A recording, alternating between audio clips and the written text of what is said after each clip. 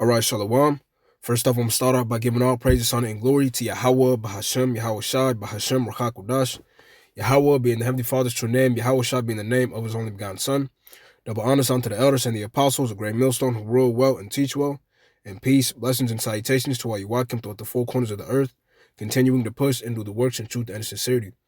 All right, this is the brother Mashal Mayum, one of the men here with the GMS branch out here in the Morn camp. Just here with a quick lesson through the spirit and dealing with the precept that came to my mind was Ecclesiastes chapter 7 and verse 8, and it reads, "Better is the end of a thing than the beginning thereof, and the patient in spirit is better than the proud in spirit." Okay. But just dealing with where it says better is the end of a thing than the beginning thereof. Okay. And applying that to the state that we're in right now. Okay. Dealing with the elect waking up, right? You being delivered, right? Which is our hope. Okay. And ultimately, how in the end it's going to be ultimately nothing but complete glory, okay, for the whole nation of Israel. All right. But on this side, starting with the elect, okay. But and just applying it, to a literal account that we're going to get in the book of Haggai chapter 2, right? And starting at verse 3, and it reads, "Who is left among you that saw this house in her first glory? And how do you see it now? Is it not in your eyes in comparison of it as nothing?" Right. But dealing with this account, pretty much it's a literal account, dealing with the exiles coming back from the Babylonian captivity, right? And just they're coming back to rebuild the temple, right?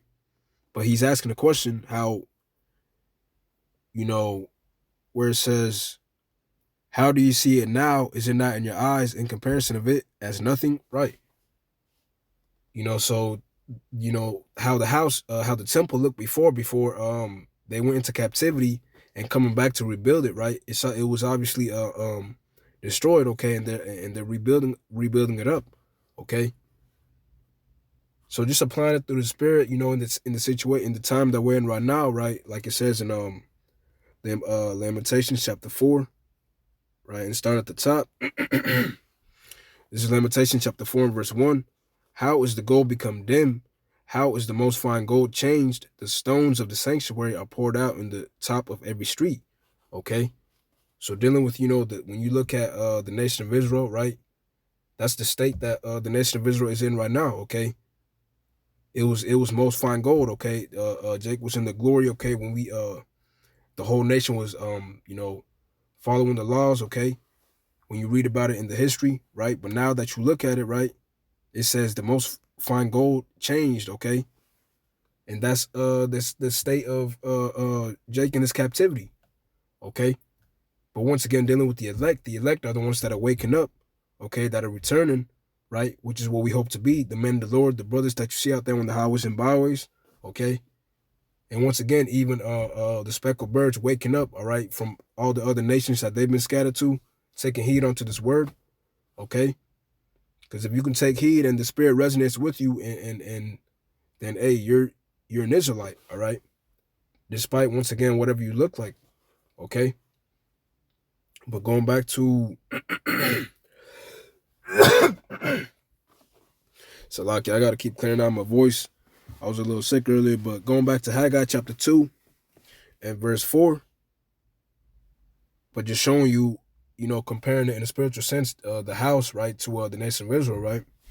Verse 4, and it reads, "Yet now be strong, O Zerubbabel, saith the Lord, and be strong, O Joshua, son of Josedek, the high priest, and be strong, all ye people of the land, saith the Lord, and work." Okay? So though the glory of the house isn't like it was before, but continue to work, build, right? And that's exactly what the elect awake, the men of the Lord that have awoken are doing right now, okay? Because when we go to John chapter 4, when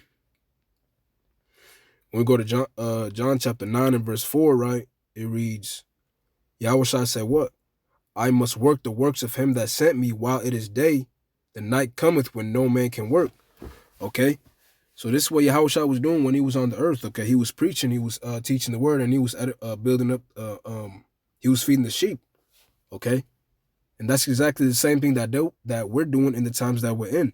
All right. The men of the Lord that have awoken to this word, right? Received this truth. Okay. Starting with the elders and the apostles on down through the spirit and power of Yahweh Bashim Yashai, right? What are we doing? We're feeding the sheep. All right. So going back to Haggai chapter 2 and verse 4, verse 5, according to the word that I covenanted with you when ye came out of Egypt, so my spirit remaineth among you, fear ye not. Okay. Just like the Lord was with the whole nation to deliver them in the time of Egypt, hey, the Lord is with his elect right now. All right. But once again, this was a literal case, right? I don't want to, confuse, anybody, but this was a literal account, them having to come back, physically rebuild the temple, but I'm just applying it in the spirit, Verse 6, for thus saith the Lord of hosts, yet once is it a little while, and I will shake the heavens and the earth and the sea and the dry land, right? And you can't, there's no account of this happening in the times of Haggai. Okay, this is a prophecy that is yet to happen according to what?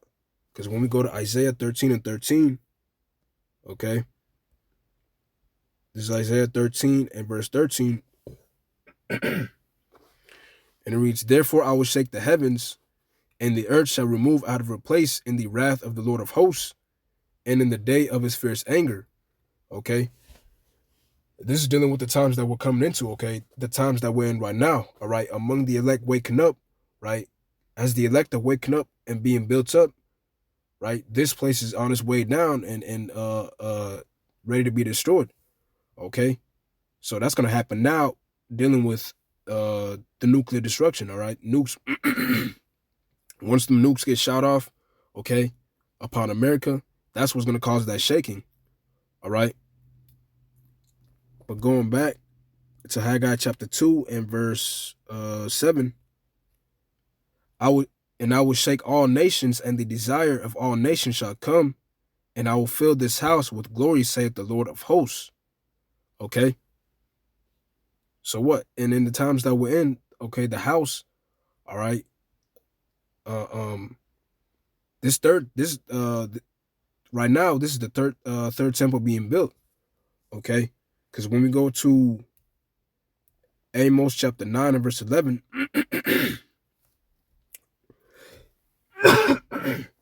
this is Amos chapter 9 and verse 11. In that day will I raise up the tabernacle of David that is fallen, and close up the breaches thereof, and I will raise up his ruins, and I will build it as in the days of old. Okay.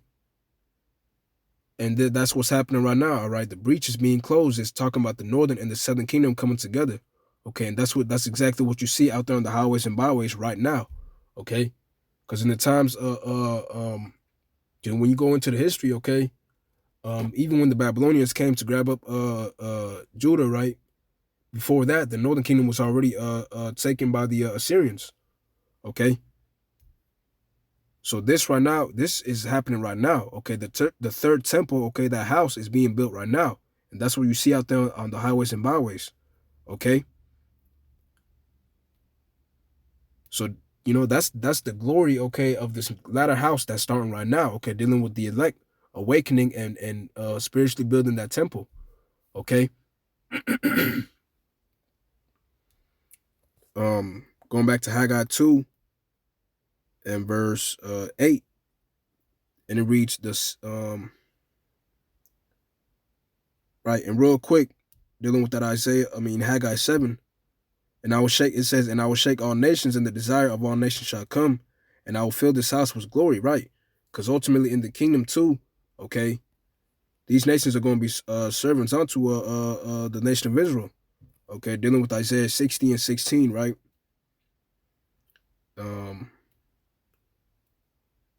Right. Isaiah 60 and 16, and it reads, thou shalt also suck the milk of the Gentiles, and shalt suck the breast of kings, and thou shalt know that I, the Lord, am thy Savior, and thy Redeemer, the mighty one of Israel. For brass I will bring gold, and for iron I will bring silver, And for wood, brass, and for stones, iron, I will also make thy officers peace, and thine exactors righteousness. All right. So hey, that's what's gonna happen in the kingdom. Okay, once these nations are they got they're in servitude unto the nation of Israel. All right. But these, once again, the elect are the ones that are going to come down, okay, and slap chains upon these heathen nations, okay. Back in Haggai 2 and verse 8,